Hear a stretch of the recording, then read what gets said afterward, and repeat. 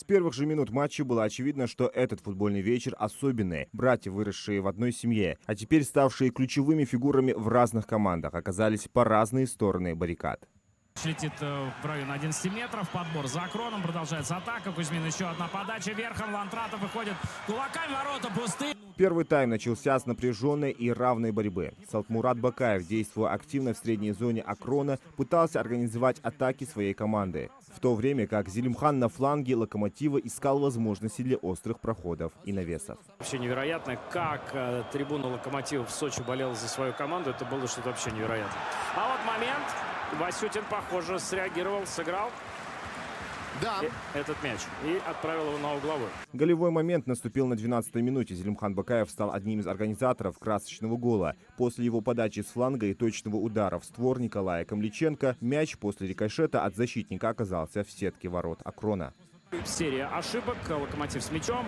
Бакаев мяч под левый. Бакаев очень здорово проявляет себя в лока. Красивейший!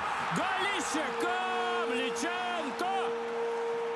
Полностью оправдывает свое появление в стартовом составе. Ну и действие Бакаева. Класс. Берет игру на себя. Получает мяч. Очень хорошая подработка правой. Сразу же ныряет. Очень здорово. Зелимхан умеет это делать. Вот так вот юркнув, поставить корпус. Вот на этом повторе будет очень хорошо видно. Вот здесь уже все ставит плечо. И правой ногой Камличенко. Красавчик. Для младшего брата Салтмурада матч сложился менее удачно. Несмотря на все старания, его команде не удалось распечатать ворота Локомотива и отыграться. Из-за красной карточки они играли в меньшинстве, а пенальти зафиксировал победу железнодорожников со счетом 2-0. Очередной гол Воробьева в сезоне. 2-0.